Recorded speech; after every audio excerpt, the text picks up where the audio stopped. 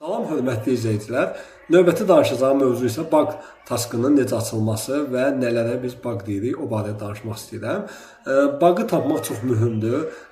Yəqin ki, bilirsiniz ki, QA-nin ən mühüm vəzifələrinin biridir ki, problemləri aşkar eləməkdir ki, bu problem gedib user tərəfdə, istifadəçi tərəfdə aşkarlanmasın və biz tərəfdən bunlar hamısı öz problemlər tapılsın və həll olunsun. Məsəl üçün, bizdə bir servis var. Bu servisin biz test case yazmışıq və nəticəni gözləyirik. Məsəl üçün, burada daha öncə test case'ini yazmışdım və qeyd eləmişdim ki, test case'ə uyğun da biz yoxlayırıq.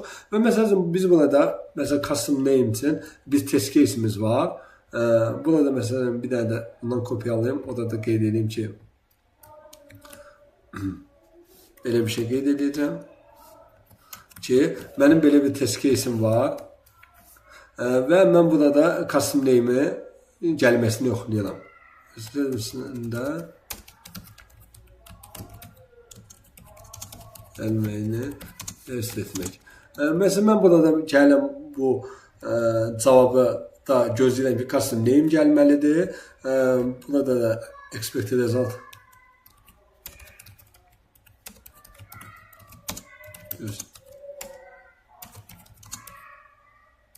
Mesela belə bir expected result'um var. Actual'da isə null gəlib. Demək, bu done deyil. Mən deməli bunun üçün bir dənə bug task yaradacağam. Yazacağım ki, bug report. Bug reportda nələri qeyd edəcəm. Elə buna uyğun, əlinizdə test case varsa, buna uyğun da öz bug reportunuzu yaza bilərsiniz. Bug reportda nələr yazılacaq? Hansı URL-ə request atılıb, metod nə olub, nəticə nə olub və nəticə nə gözləyirdiniz? Mən məsələn gəlin burada görürüm ki, həqiqətən null qayıdıb. Bu null düzgün deyil və mən nə etməliyəm? Mən daxil olmalıyam sistemdə, databazada baxmalıyam ki, bu accountun name'i nədir? Orada nə qeyd olunub? Onu tapıb, bununla qarşılaşdırmalıyam. Məsələn, orada qeyd olunub ki, Murad user-edir. Gəlib baxıram ki, burada Murad qayıtmadığı üçün burada null qayıdıb. Yəni, mən daha dəqiq araşdırsam, görəcəm ki, custom name falan olmalıydı. Burada isə nulldır. Və yaxud da ki, mənə bildirirlər ki, bəs custom name elə daxil olduğum user olmalıdır və mən burada görürəm ki, nulldır və yazıram ki, daxil olduğum user bu idi, nəticəsi bu. İndi mən elə buna uyğun da bug reportu yazıram, test case sözünü silim. Adətən bug report ilə title yazılır, description yazılır, precondition yazılır, user sistemdə özü olmalıdır, user'in hər hansı bloku olmamalıdır. Bunda accountları gətirən servisin, belə bir şey yazır, account gətirən servisdə custom name null qayıdır. Mən bu title'ı dəyişim. Account servisi response kod yox. Account servisində custom name'in null qayıtmaz. Mesela title belə yazıram, daha aydın bəlkə də yaza bilərsiniz. Amma məsələn burada məncə belə aydındır ki, custom name accountlarda servisində custom name null qayıtdığı üçün mən bu bug reportu yaradıram. Null qayıdır, burada da yazıram, user hansıdır yazıram, hansı endpoint'e sorğu atdığımızı yazıram. Daha sonra metodun nə olduğunu yazıram, yəni get metodu ilə atıram və expected result'ım nədir? Gözləyirəm ki, user'in adı gəlməlidir cavabda. Actual result nədir? Null. Və burada da bu şəkildə də mən bildirirəm ki, belə bir API servisində bug var və bunu adətən backend'ə assign edirik, backend'ə tapşırırıq ki, bax, belə bir bug tapmışam, bunu həll etkinən. Və yaxud da ki, actual result null'dır, burada user'in adı gəlməli cavabdır və yaxud da ki, databazda baxmışam, cavab budur. Məsələn, bunu screen eləyib bug reportun içərisində yerləşdirə bilərsiniz ki, baxın, burada null'dır. Məsələn, screen eləyəndə bunu göstərsiniz ki, burada null qayıdıb və backend özü artıq araşdıracaq. Adətən də məsələn, siz bug report yaradanda bunu business analitikə, PO-ya bildirirsiniz ki, belə bir cavab var. Mən bunun üçün bug report açıram və o nə üçün olur? Bəzən ola bilər ki, hər hansı bir data doğrudan da null qayıdır və heç bizə lazım deyil. Business analitikə deyirsən ki, belə bir cavab var. Mesela o deyə bilər ki, yəni mühüm deyil, belə bir hallar da olur. Amma adətən backenddə də bu barədə bildirin ki, bug tapdığınızda belə bir cavab var, özü araşdırıb tapacaq.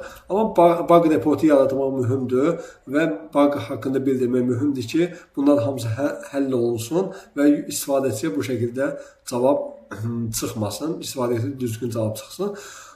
Bug müxtəlif yerlərdə ola bilər. Ola bilər bunun sadəcə adında, məsələn, adının gəlmədiyi bug olsun və yaxud da ki, bu string şəklində gəlmədiyi ola bilər bug olsun. Ola bilər status kod düz gəlmir, 500 atır, 404 atır, ola bilər tapılmır. Müxtəlif buglar ola bilər. Hər hansı biri içində bug yaratsanız, bu şəkildə yaratmalısınız. Məsələn, burada qeyd eləməlisiniz ki, 404 qayıdıb, nəticə yoxdur. Amma baxırsınız ki, akkauntlar həqiqətən də 150 akkauntu var, amma 404 qayıdıb. Yəni, bu şəkildə yazacaqsınız ki, akkauntu var, amma 404 qayıdıb. Onun üçün yazacaqsınız ki, akkaunt servisində 404-ün qayıtmasını düzəltmək. Məsələn, belə bir title yaza bilərsiniz və backend-ə assign eləyə bilərsiniz bu şəkildə. Bir də ki, ola bilər, ümumiyyətlə cavab qayıtmasın, hər hansı bir xəta olsun servisdə, 500, 503, gec qayıtdığı üçün 504 qayıda bilər. Bunlar hamısı haqqında bug report yaratmalısınız və bildirməlisiniz ki, bu cürdə xətalar var, bunlar hamısı həll olunmalıdır. Bu şəkildə.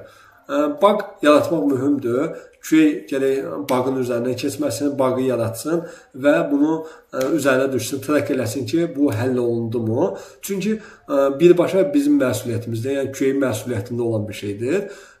Bildiyiniz kimi, adətən bug və defekt deyirlər. Defekt o halda açılır ki, iş getdiyi momentdə, hələ ki task bitməyib, o vaxt yaratdığınız defekt sayılır.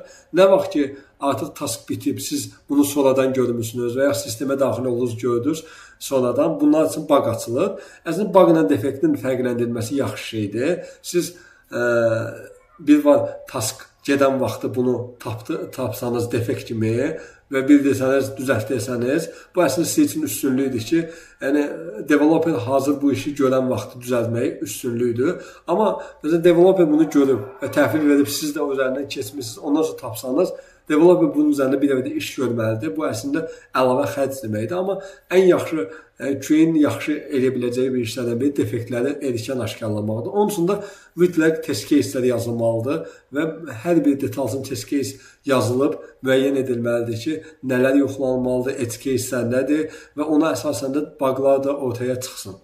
Təşəkkür edirəm izlədiyiniz üçün. Bug report bu şəkildə yazılır API test servisləri üçün. Ümid edirəm ki, faydalı olar.